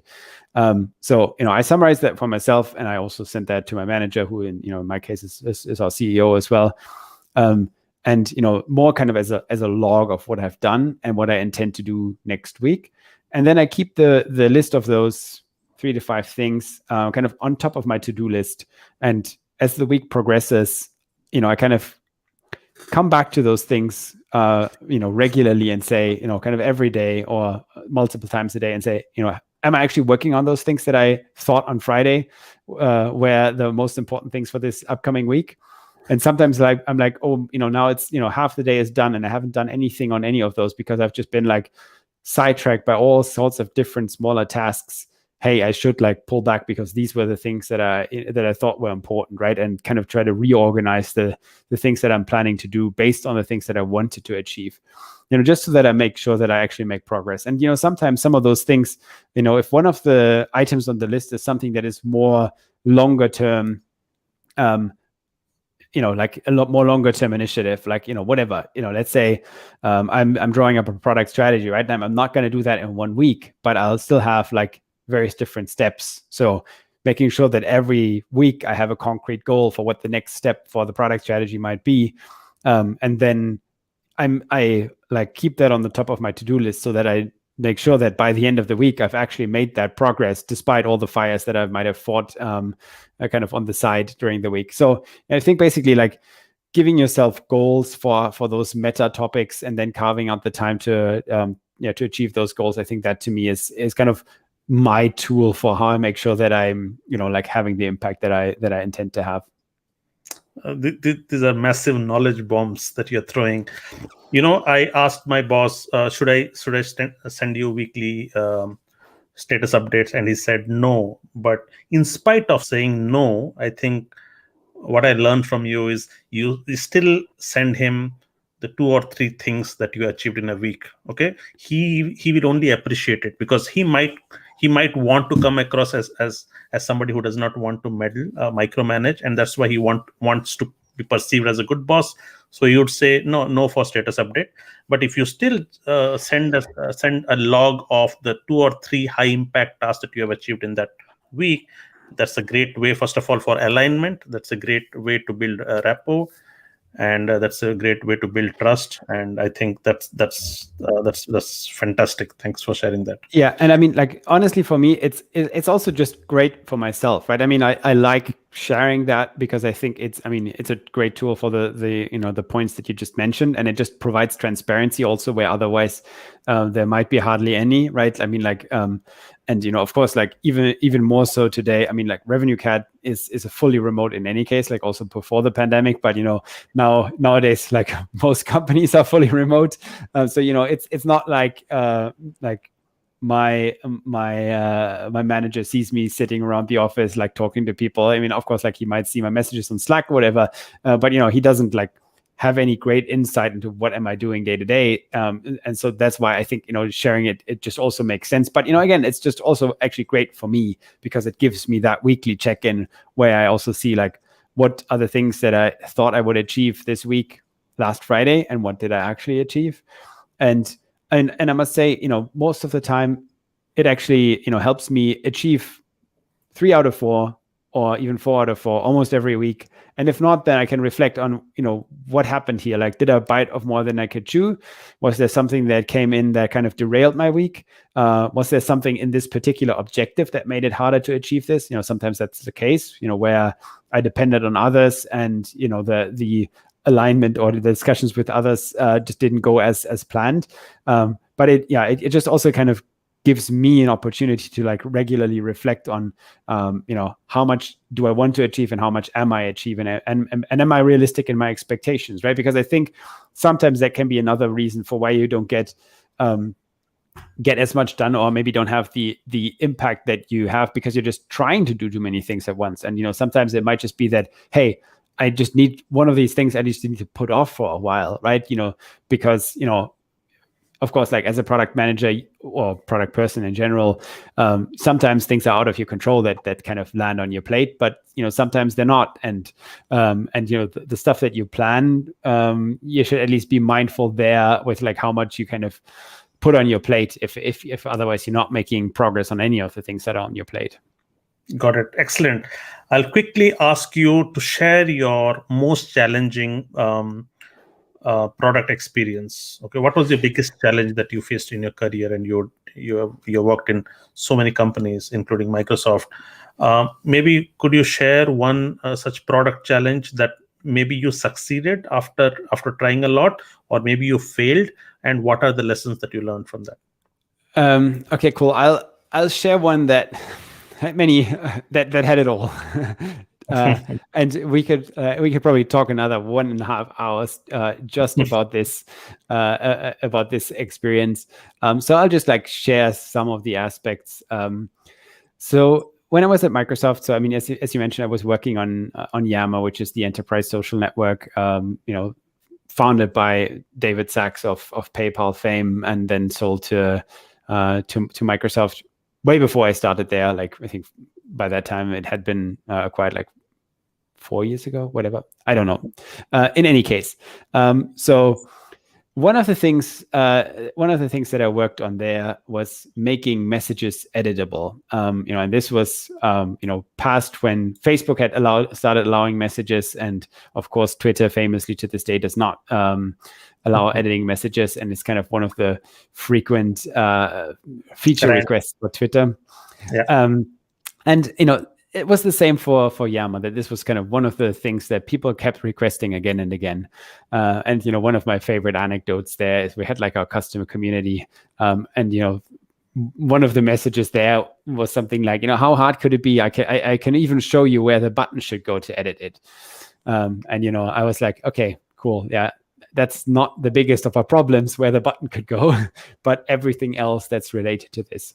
And it's just, once you start thinking about it, and that's why I always empathize with kind of Twitter not building the edit functionality, because like on Twitter, the problems that we had would just be multiplied by the thousands or millions.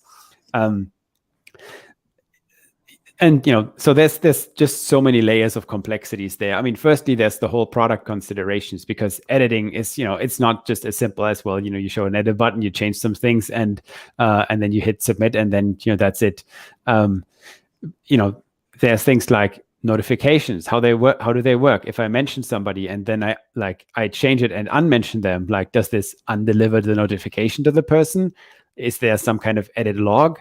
What happens with things like links and documents? What can I change? What can't I change? So, many product decisions that, just needed lots of thought, lots of trade-off evaluations. And then what made this project really challenging was the whole technical aspects of it. And here, I'll just kind of mention what kind of is at the heart of the problem is that all of the architecture was basically built on the assumption that a message can never change. I mean, there was a way to delete messages, but a message could never change. And once you have a kind of massive distributed architecture where that's one of the fundamental assumptions, and you can kind of, if you're a more technical person, you can already kind of think about what that means in terms of basically caching, in terms of how information flows through the system. Once you change that fundamental assumption, it just means changes across the entire architecture. So that just meant a lot of technical complexity and a lot of reevaluating, like some of the product trade-off decisions that we had made, because the technical feasibility wasn't there to solve things in the way that we would have liked them to solve. Okay, and then we couple that with let's say a suboptimal decision to base this on a rewrite of some of the like fundamental messaging stack that was undergoing at the time. So basically, there was a process of standing up a new messaging service, like again, a little bit more context there. Yammer was originally based on a monolithic service, and then over time was kind of broken out into like microservices, kind of satelliting that monolith. And there was a new messaging service that was kind of in the process of being stood up, and we said, well, that's fine. Then we stand up the back end of the message editing functionality on top of that. However, the problem was that this project got scrapped halfway through the edit project. So then we had more questions to answer, and in the end, we basically decided to take on the parts of that project that get scrapped that were relevant to the editing functionality. In the end, it took 9 months for us to deliver this, and the feature had been publicly announced and demoed like I think 3 months into the project, and we still were very far from delivering. In the end, we launched something that was definitely, in this case, I would call this some kind of MVP, or maybe a V1 that was, there was definitely lots of limitations to it. However, it was really successful in that, people loved it. People had been clamoring for this for so long. And despite all the limitations and all the edge cases that we didn't solve for optimally, in the end, a lot of what people just wanted to do was like fix the embarrassing typos. And it was definitely good for that. So yeah, but lots and lots of lessons learned there about, trade-offs made in product, about like technical trade-offs, about like technical dependencies. And in the end, this project took 9 months. I've always joked like it took as long to deliver that project as it did to deliver a baby. And I definitely have not worked on any other project and any other feature that took as long a time. And like ideally, you try to do things iteratively. And of course, we did like user testing and assumption testing and, tested just our approach. But in this case, just building the thing just took that long because it was just so technically complex. And there was not really any way. I mean, yeah, there were definitely like mistakes that we made in terms of managing dependencies and stuff like that. But like there was just no easy way around like it taking so long. So yeah, that was definitely a very fun experience. In the end, like it was successful in that it delivered the value that we intended it to deliver. We got massive like positive customer feedback about it. But it was definitely a roller coaster ride, and not every moment of it was enjoyable, I would say. Cool. Thank you for sharing that. I wish I could have, I have some clarifying questions, but we are already 20 minutes across the time that we had agreed upon. In fact, if I have had 3 hours marathons also, but that's when my guest knew about it. So, so for the last segment, I wanted to talk about your top 3 tweets, but I'm gonna cut it down to just one. So let me just share with the audience on Jen's top 3 tweet. So I have a very interesting Chrome extension called Twimex, and what Twimex gives me is any guest, any user that I go to on Twitter, it picks up a list of top performing, top engaged, with high engagement tweets. So let me just show you these three tweets and read it out quickly. The number one with 206 likes were, we A/B test everything is a trap that product teams fall into. It means you have stopped innovating and are only optimizing. Innovation is hard to A/B test. A more innovative, better solution might need iterations until it beats an optimized control. Second one is outcomes over outputs is an incredibly useful mantra to up-level organizations currently only focused on building without regard to impact. However, it also not the be all and end all. Beyond that build trap, there lay many other traps. And the third one is, one of my problems with product prioritization framework like ICE and RISE is that they make you too reactive. You start with feature ideas, you collected and ranked them instead of starting with product vision and biggest problem on the path to get there. So if I were to pick out of these three, I think the third one we somewhat talked about. I would pick the second one, outcomes over outputs. So do you want to unravel that for we mortals?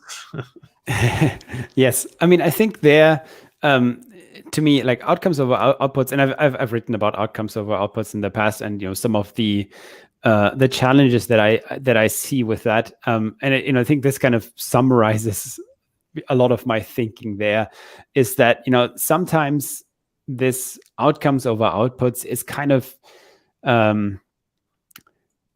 like mentioned or treated as a panacea of, like, if you only focused on outcomes instead of outputs, if you only told your teams to focus on the outcomes to achieve rather than the features to build, then everything else would fall into place. Right. And to me, that's definitely, I mean, there's definitely plenty of organizations, and especially plenty of non-tech organizations that for which this is incredibly useful, right? But it's kind of the level 1 to 2 is realizing that you should actually focus on achieving impact and not just on delivering a roadmap of features. But I think, to me, a lot of the stuff that I find interesting, I would say I've never worked in an organization as a product manager that wasn't focused on outcomes, because I've been mostly working in tech tech companies or startups that had this outcomes mentality kind of embedded, but still I've fallen into plenty of traps. We've fallen into plenty of traps.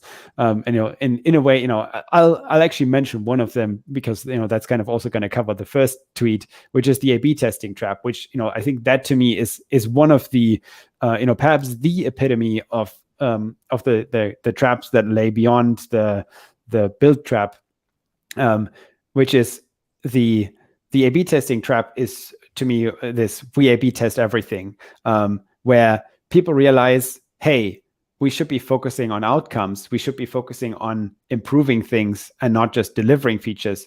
So we need to test them. So we need to measure them. So we need to validate them.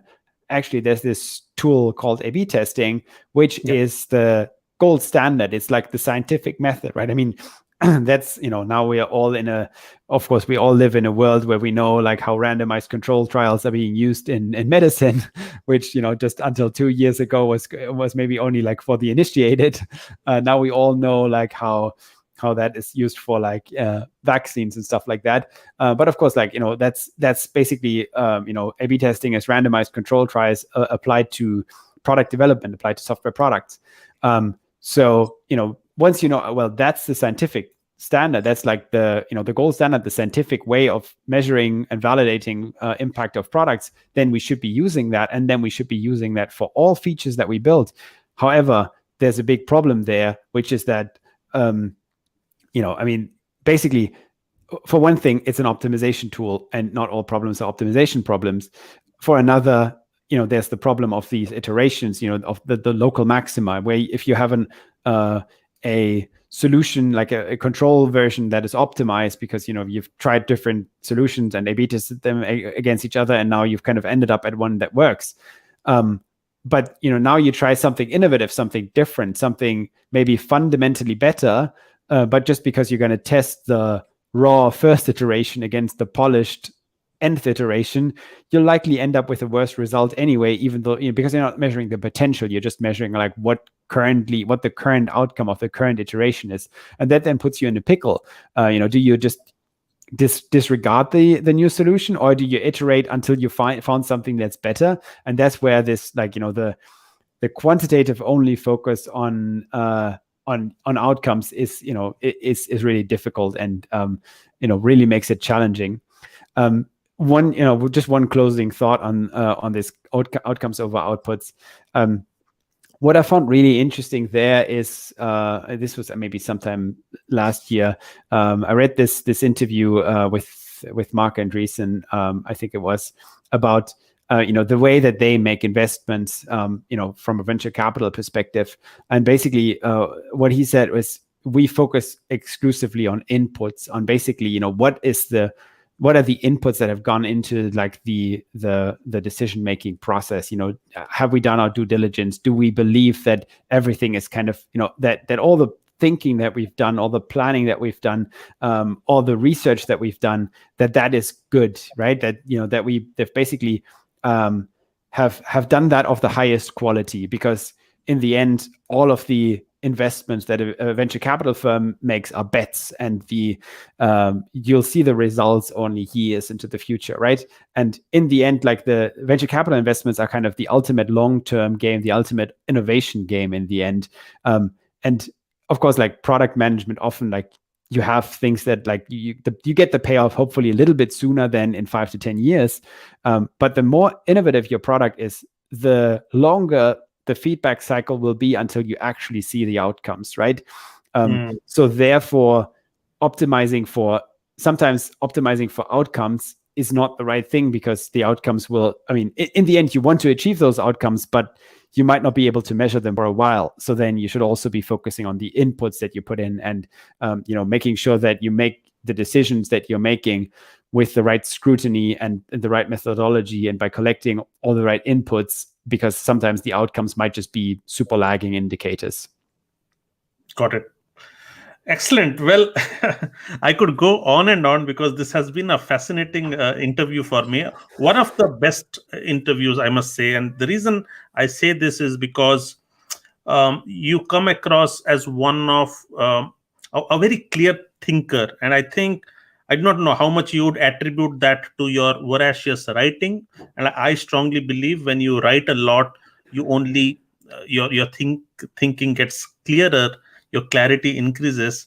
So maybe, one cannot be a great writer and not be a voracious writer and not be a clear thinker, is how I believe.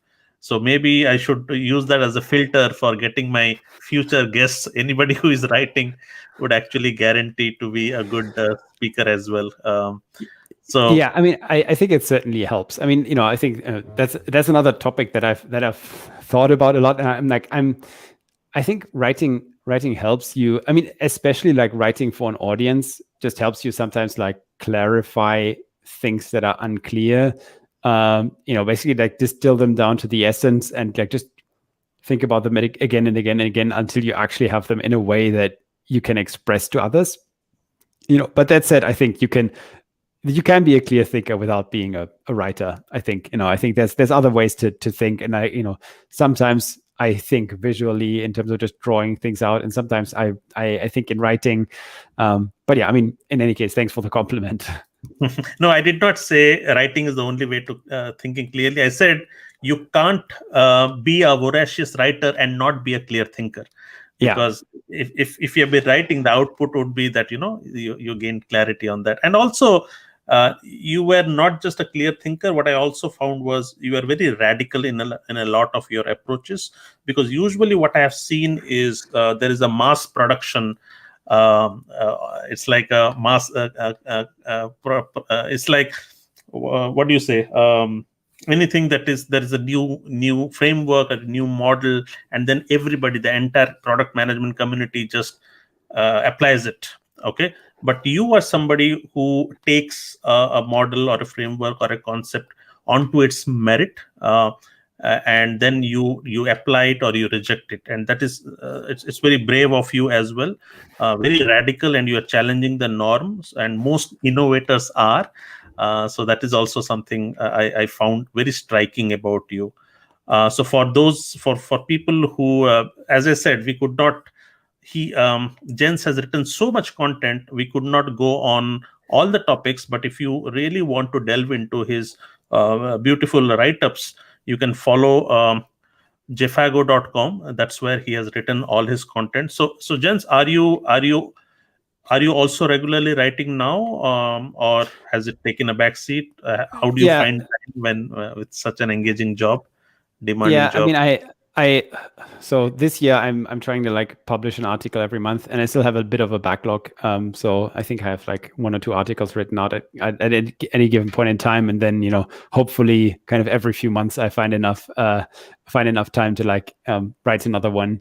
But yeah, I mean, in general, again, to me, it helps sometimes, reflect on the things that I'm doing anyway, and that are kind of most on top of mind right now anyway. And then, to really write something out that I've been thinking about a while often can be quite fast. Right. And I've also like, I would say I've lowered the standards on like some of the. I wouldn't say I've lowered the standards on my writing, but I've lowered the standards on certainly like when I started writing on the internet, I was like all the illustrations have to be perfect, and I'll like try to like create a breaker illustration for every new paragraph or whatever. And now I'm just like, no, that's not going to happen. I'm just going to focus on the writing, because that's kind of it's very scalable. I used to just write something every day. Now I've kind of gone and batched it a little bit more. But yeah, in general, like, I do a lot of writing on my phone, whenever I find time. So, that just means that there's always something, some kind of draft lurking around that I can just kind of work on. Exactly. And that there's a trade-off, right? So that's exactly, I also have a demanding job, but I still want to have these conversations, but I do not have that bandwidth to make it high production value, add bells and whistles, add intro music, outro music, and stuff like that. So all I do is focus on high quality conversations. That's the least that I guarantee to my listeners. So, and that's where is it, because it's not my full-time job anyways. With that, we are close to 2 hours, and sorry, Jens, but I hope you enjoyed this conversation as much as I did. And yes, certainly did. Thanks so much for your time and sharing your wealth of wisdom with you. I'm sure the audience, my listeners, are gonna like it and share it, and this is gonna get really, really popular, this episode. See you around, Jens. Bye bye. Bye bye.